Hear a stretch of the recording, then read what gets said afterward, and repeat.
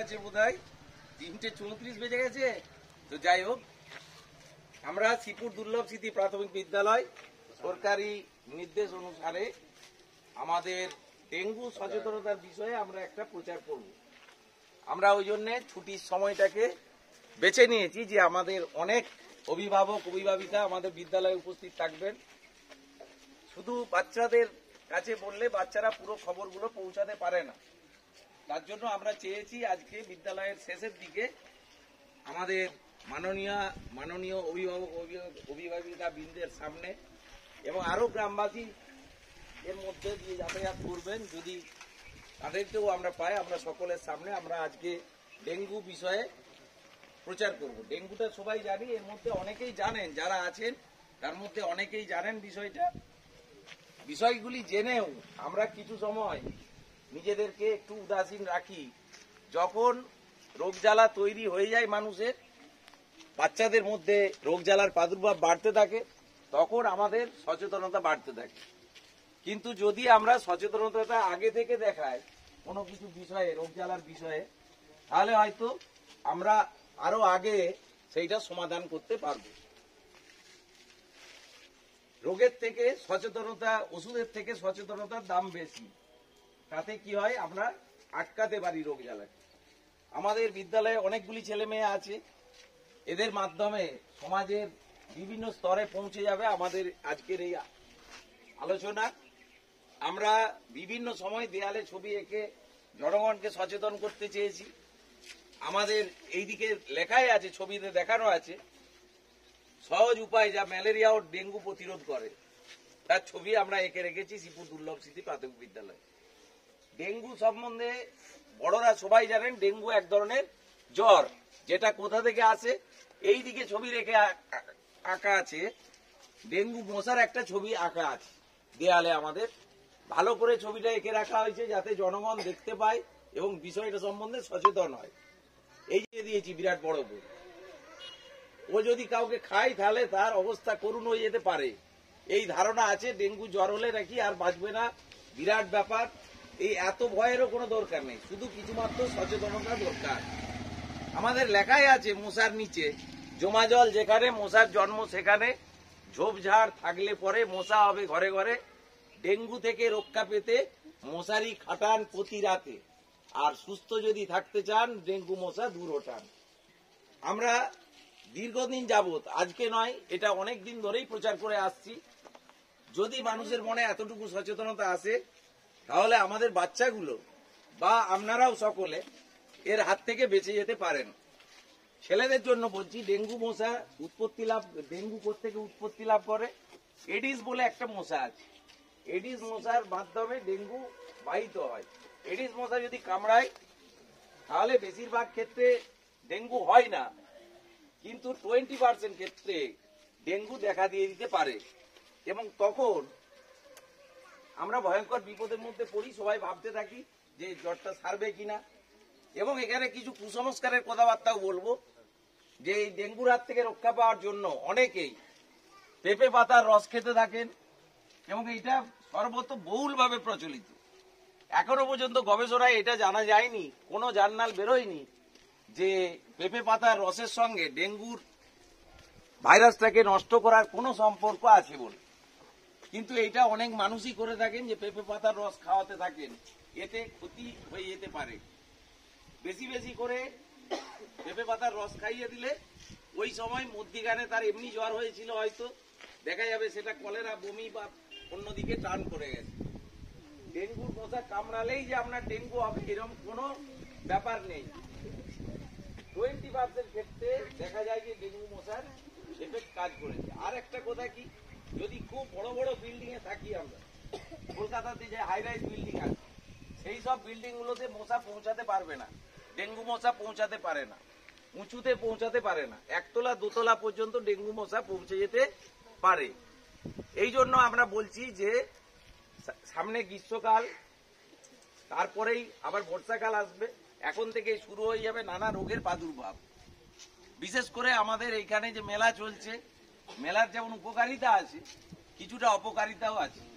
এইখানে যে পরিমাণে প্লাস্টিক ব্যবহার করা হচ্ছে, প্লাস্টিকের মাধ্যমে যে দূষণ ঘটছে, এইটা দেখা যাবে মেলা সারার হবে, সারার পরে পরিষ্কার করতে আরো 1 সপ্তাহ লেগে গেছে।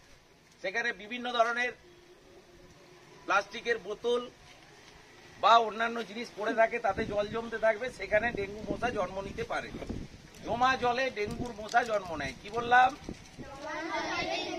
ডেঙ্গুর মশা জন্ম নেয়। এই জন্য আমরা বলছি, যদি কোথাও কোনো টায়ার পড়ে থাকে, তাতে জল জমে গেছে, কোনো খালি বালতি ফেলে রাখা আছে, ঘরের বাইরে জল জমে আছে 7-8 দিন ধরে, এই জলগুলোকে ফেলে দিন।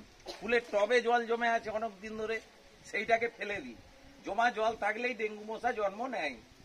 তাই জমা জল কোনো মতেই থাকতে দেওয়া চলবে না আমার বাড়ির চারপাশে। আমরা যদি প্রত্যেকে আমাদের বাড়ির চারপাশটা পরিষ্কার পরিচ্ছন্ন রাখি, তাহলে সবারই বাড়ি পরিষ্কার পরিচ্ছন্ন থাকলে আমার সামাজিক পরিবেশটা পরিষ্কার পরিচ্ছন্ন হয়ে গেল। যেটা আমরা খুব সচেতনভাবে লক্ষ্য করি, যে নিজের ঘরটা পরিষ্কার করে বাইরে এনে নোংরাগুলো ফেলে দিই। সেটা যদি আবার পাশের বাড়ির লোকের জায়গা হয়, সেটা আরো মজার, কারণ ওর জায়গাটা নোংরা করে দিলাম। এই ধরনের একটা মানসিকতা কাজ করে, যে আমারটা তো পরিষ্কার হয়ে গেছে, ওরটা আমি নোংরা করে দিই। দেখা গেল তার পাশের ঘরটাই তোর। তাহলে মশা তো আর বলে কয়ে যাবে না যে এইটা তিতলির ঘর, ওইটা সায়ন্তনীর ঘর, তিতলি ফর্সা, ওকে কামড়াবো না, সায়ন্তনী একটু কালো, ওকেই কামড়ে দিই। মশা তো এত কিছু জানে না। মশা যেখান থেকে জন্ম নেবে, এবারে আশেপাশে ঘুরবে, ঘুরে কামড়ানোর চেষ্টা করবে। আর একটা কথা আছে, মশা দিনের বেলা, এডিস মশা দিনের বেলা কামড়ায়, রাত্রিবেলা কামড়ায় না। সম্পূর্ণ ভুল ধারণা। মশা কামড়াবে, মশা মাত্রই মানুষকে কামড়ানোর জন্যই তাদের জন্ম। রক্ত খাবার চেষ্টা করবে। দিনের বেলা এই মশারা বেশি কামড়ায়, রাত্রিবেলা একটু কম তাদের অ্যাক্টিভিটি থাকে। তার মানে যে রাত্রিবেলা কামড়াবে না, এই কথা বলা যাবে না। আর বিশেষ করে গ্রীষ্মকাল এসে গেছে, বলবো না ফুল হাতা জামা পরে থাকতে। আমাদের বিদ্যালয়ে 4টে পর্যন্ত একটা মশাও কেউ দেখাতে পারবে না। এইভাবে আমরা আমাদের বিদ্যালয়কে পরিষ্কার পরিচ্ছন্ন করে রাখার চেষ্টা করি, এবং বিদ্যালয়ের চারপাশটাও পরিষ্কার পরিচ্ছন্ন করে রাখার চেষ্টা করি, যাতে আমাদের ছেলেমেয়েরা কোনোভাবেই কোনো কিছুতে আক্রান্ত না হয়ে পড়ে। এটা আমাদের বিদ্যালয়ের প্রধান কর্তব্য। তাই আমাদের ছাত্রছাত্রীরা মিলে এবং স্যারেরা মিলে, সকলে মিলে বিদ্যালয়কে পরিষ্কার রাখার চেষ্টা করেন। গার্জেনরা আসেন, গার্জেনদের সম্বন্ধে অভিযোগও আছে আমার। ওইসবে তো হাত লাগাবেন না মোটেই, এটা মাস্টারদের ডিউটি। কেউ আবার বলে যে আজ যাক বলবো না, ছেলেটা আপনার, স্কুলটা আপনার, আসল কর্তব্যগুলো হওয়া উচিত অভিভাবকদের সব বিষয়ে। আমাদের বিদ্যালয়ে এইটা দেখা গেছে যে গার্জেনরা যথারীতি বিদ্যালয়ের সঙ্গে সম্পূর্ণভাবে সহযোগিতা করে থাকেন। এই জন্য একবার আমরা মা বাবাদের জন্য জোরে একবার হাততালি দিই, হাততালি দিয়ে উৎসাহিত করবো, যাতে পরে চটগুলো পেতে দেয় মায়েরা, পেতে দাঁড়িয়ে থাকবে, আর স্যারেরা কখন চটটা পেতে দিবে বসবে, এই আশাগুলো ত্যাগ করতে হবে। বিদ্যালয়ে ছেলেকে পড়াতে দিয়ে ভাববেন না যে বিদ্যালয়ের ভিতরে ঢুকিয়ে দিলেই এরপরে সব স্যারেদের কাজ। সকলে মিলে যদি কাজ করি, সেই কাজটা অনেক বেশি সহজ হয় এবং সেখানটা আরো উন্নত হতে থাকে। এই টোটাল বিষয় আমি যেমন বললাম যে পেঁপে পাতা খাবে না, যদি হয়েও যায়, আর এর কিছু লক্ষণ আছে। ডেঙ্গু জ্বরের প্রথম লক্ষণ হচ্ছে প্রবল জ্বর আসবে, প্রবল জ্বর আসতে পারে। আর দ্বিতীয় লক্ষণ কি হতে পারে? পিঠে বা হাড়গুলোতে ভিতরে ভিতরে হাড়ে হাড়ে তীব্র ব্যথা হবে, তীব্র ব্যথা যন্ত্রণা শুরু হবে। এতে আবার মানুষ ভুল করে কেউ কেউ যেটাকে বলে পেন কিলার খেতে থাকেন। একদম পেন কিলার ইউজ করা যাবে না। ডেঙ্গু রোগের প্রধান ওষুধ হচ্ছে জল খাওয়া এবং প্রয়োজন মতো প্যারাসিটামল খাওয়া। আবার এইখানেও বলে রাখা ভালো, জল খেতে বলেছে বলে বালতি বালতি জল পেটে ঢুকিয়ে নিলে হবে না। একটা পূর্ণাঙ্গ মানুষের ক্ষেত্রে, যাদের 18 থেকে তার উপরে বয়স, 3.5 থেকে 4 লিটার সারাদিনে জল খেতে হবে। বলা আছে, আমাদের দেয়ালে দেয়ালে পোস্টার চিটানো ছিল যে ডেঙ্গুর প্রতিরোধ কিভাবে করা যাবে, জল আর প্যারাসিটামল। এবারে তাহলে প্যারাসিটামল সকাল থেকে 100টা খেয়ে নিলাম আর 2 বালতি জল খেয়ে নিলাম, তাহলেই ডেঙ্গু সেরে যাবে। তা নয়, তার থেকে আবার ক্ষতি হবে। এবারে যারা আরেকটু বয়স্ক মানুষ, তারা হয়তো 10 লিটার জল খেয়ে ফেললো, তখন বডির প্রেসার বেড়ে যাবে, ব্লাড প্রেসার বেড়ে যাবে, বেড়ে যেয়ে হার্টকে ব্লকেজ করে দিতে পারে। আমরা সবাই সব জানি, কিন্তু ভিতরটা পর্যন্ত গভীরভাবে তলিয়ে দেখি না। জল খেতে বলেছে বলে একবারে বালতি বালতি জল আর স্কুলে এসে পেচ্ছাপ করবো দিয়ে স্কুলে পেচ্ছাপ করাগুলো ভেঙে দেওয়ার দোষা হয়ে গেছে। সারাদিন ধরে। এত জল খাবারও প্রয়োজন নেই, একটা নির্দিষ্ট পরিমাণ জল খেতে হবে। তো আমরা টোটাল বিষয়টা নিয়ে আলোচনা করলাম যে ডেঙ্গু কি, ডেঙ্গুর কি দেখা দিলে, ডেঙ্গুর জ্বর যদি হয় তার কি লক্ষণ দেখা দিতে পারে। এছাড়াও আরো লক্ষণ আছে, চোখের নিচে ব্যথা হবে, চোখটা ফুলে যেতে পারে। আর একটা ইম্পর্টেন্ট লক্ষণ হচ্ছে গায়ে র্যাশ বেরোতে পারে, এলোমেলো র্যাশ বেরোতে পারে।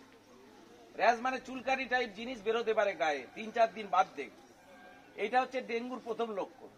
যদি জ্বর না কমে, বমি বমি ভাব থাকে, তাহলে তোমাকে প্রথমে সরকারি হসপিটালে যেতে হবে। সমস্ত সরকারি হসপিটালে ডেঙ্গু পরীক্ষা করার জন্য দপ্তর খোলা আছে।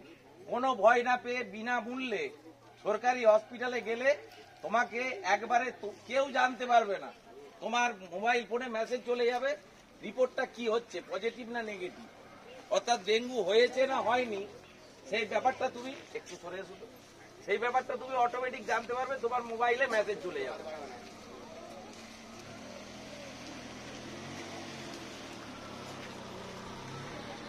সরকার এই বিষয়ে আর কোনো কথা নয়, সরকার এই বিষয়ে যথেষ্ট স্টেপ নিয়েছেন। মাননীয় সরকার হসপিটালগুলোতে ডেঙ্গু প্রতিরোধ করা যায় যাতে। আর এর জেনে রাখো, এর কোনো ওষুধ নেই, এর কিচ্ছু ওষুধ নেই আলাদা করে যে এই ওষুধটা খেলে এখনো পর্যন্ত ডেঙ্গু ছেড়ে যাবে, এর কোনো ওষুধ আবিষ্কার হয়নি। বাইরের দেশে ভ্যাকসিন আবিষ্কার হয়েছে, কিন্তু সেই ভ্যাকসিনও শরীরে একবার ডেঙ্গু হলে তবে তারপরে যদি আবার ডেঙ্গু হয় তখন ভ্যাকসিনটা দেওয়া যায়। বোঝা যাচ্ছে কথাগুলো? তোমরা সবাই বুঝতে পেরেছো? তাহলে আমাদেরকে কি করতে হবে? হাত পা জামা ঢেকে রাখা জামা কাপড় পরতে হবে। আর একটা আমি আমাদের গার্জেনদের উদ্দেশ্যে বলবো, যেসব মায়েরা প্রেগনেন্ট আছেন অর্থাৎ গর্ভবতী অবস্থায় আছেন তাদেরকে ফুললি প্রিকশন নিয়ে থাকতে হবে। কারণ এই ভাইরাস মাকে যদি কামড়ায় তার পেটে যে বাচ্চাটি আছে সেও কিন্তু আক্রান্ত হয়ে যাবে ডেঙ্গু। এই জন্য গর্ভবতী মায়েদের এবং বয়স্ক মানুষদের যথেষ্ট সচেতনতা জরুরি এই ডেঙ্গুর বিষয়ে। বয়স্ক মানুষদেরও ক্ষতি হতে পারে। আরো একটা বিষয়, যদি দেখো যে জ্বর হয়েছে প্রবল, সর্দি কাশি কিচ্ছু হচ্ছে না, সর্দি বলে কোনো জিনিসই নাই ভিতরে, কফ বলে কোনো জিনিসই নাই, তাহলে কিন্তু ডেঙ্গুর লক্ষণ হলেও হতে পারে। এই জন্য 3 দিন বাদেই, জ্বর 3 দিন পর্যন্ত সহ্য করা যাবে বা টেস্ট না করিয়ে তুমি ঘরে থাকতে পারো ওষুধ দিয়ে। 3 দিন যদি একইভাবে জ্বর আসতে থাকে, হাত পায়ে ব্যথা হতে থাকে, হাড়ে হাড়ে ব্যথা হতে থাকে, তাহলে কিন্তু তোমাকে হসপিটালে গিয়ে পরীক্ষা করাতে হবে। বুঝাতে পেরেছি আমি তোদেরকে? ভালো করে বুঝেছো তো? এইগুলি ঘরেও বলতে হবে। আর আমাদের এই যে আমাদের ইউটিউব চ্যানেল আছে বিদ্যালয়ে, এবং আমরা লাইভ স্ট্রিমিং করি ফেসবুকের মাধ্যমে, যাতে আরো কিছু জায়গায় পৌঁছে যায় কথাটা। আজকেই দেখা যাবে পশ্চিমবঙ্গে আমরা শ্রীপুর দুর্লভ স্মৃতি প্রাথমিক বিদ্যালয় প্রথম দিনেই এইরকম ভাবে প্রচারটা করতে পারছি বা করছি। তোমাদের সকল ছাত্রছাত্রীদের সহযোগিতা নিয়ে 5 মিনিট 10 মিনিটের মধ্যে একটা প্রোগ্রামের প্রস্তুতি করিয়ে আমরা আজকে আমাদের জায়গা থেকে প্রচার করতে পারছি। এইটা আমাদের শ্রীপুর স্কুলের গর্ব, এবং সেই গর্বটা কারা? তোমরা ছাত্রছাত্রীরা শ্রীপুর দুর্লভ স্মৃতি প্রাথমিক বিদ্যালয়ের গর্ব, যারা আমাদের স্যারেদের কথায় 10 মিনিট 5 মিনিটের মধ্যে যে কোনো একটা প্রোগ্রামকে অনুষ্ঠিত করতে পারো। এই জন্যও একবার আমরা গার্জেনরা জোরে হাততালি দেব আমাদের ছেলেদের জন্য। এখন আমরা এই বিষয়ে কিছু স্লোগান দেবো, তার মধ্যে কিছু লিখে রাখা আছে আর কিছু তোমাদের কাছে আছে। যা বলবে জোর গলায় বলবে সবাই, চলতে থাক। আবার নাও, চলো একজন বলো। জল জমতে দেব না, জল জমতে দেব না, ডেঙ্গু মশা আসবে না, ঝোপঝাড় বাড়লে পরে মশা হবে ঘরে ঘরে, ঝোপঝাড় বাড়লে পরে মশা হবে ঘরে ঘরে। শিশু সংসার দিচ্ছে না, শিশু সংসার দিচ্ছে না, ডেঙ্গু ম্যালেরিয়া নিপাত। মশা জমা জল যেখানে, মশার জন্ম সেখানে, জমা জল যেখানে, মশার জন্ম সেখানে। সুস্থ যদি থাকতে চাও, ডেঙ্গু মশা দূর হটাও, জোরে যদি থাকতে চাও, ডেঙ্গু মশা দূর হটাও। শিশু সংসার দিচ্ছে না, ডেঙ্গু ম্যালেরিয়া নিপাত। শিশু সংসার দিচ্ছে না, ডেঙ্গু ম্যালেরিয়া নিপাত। ডেঙ্গু থেকে রক্ষা পেতে মশারি টানার প্রতি রাতে, ডেঙ্গু থেকে রক্ষা পেতে মশারি টানার প্রতি রাতে, জমা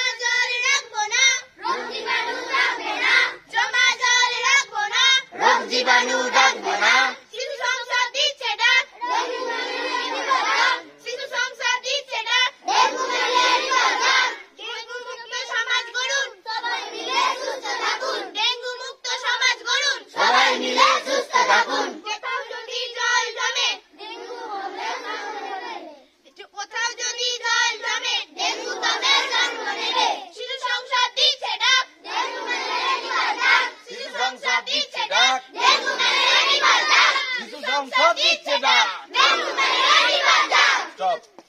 এরপর একটি গানের সঙ্গে একটুখানি নাচ হবে, হয়ে আমাদের আজকের প্রচার পর্ব সারা হবে এবং যে গার্জেনরা ধৈর্য ধরে অপেক্ষা করছেন তাদের সকলকে আমাদের বিদ্যালয়ের পক্ষ থেকে অনেক অভিনন্দন, ভালোবাসা, শ্রদ্ধা। চলো গানটা শুরু করবে আর তোমরা একটু ওই দিকে চলে যাও। রাখিলে ডাবের খোলা, হবে মশার ছানা, রাখিলে ডাবের খোলা, হবে মশার ছানা, প্লাস্টিক চায়ে খাবার না খেলে রেখো না, মশাকে জন্মাতে দিও না, ও ভাই মশাকে জন্মাতে দিও না।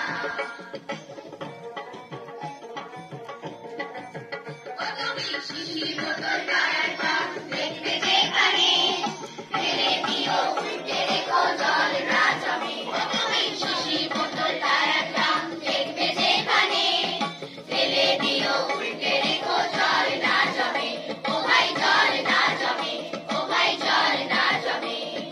জেনে রেখো মনে রেখো বৃষ্টির জমা জলে, জেনে রেখো মনে রেখো বৃষ্টির জমা জলে, ডেঙ্গুর মশা শত শত, অহরি ডেঙ্গুর মশা শত শত গিলতে পারে, মশাকে জন্মাতে দিও না, ও ভাই মশাকে জন্মাতে দিও না, ও ভাই মশাকে জন্মাতে দিও না, ও ভাই মশাকে জন্মাতে দিও না।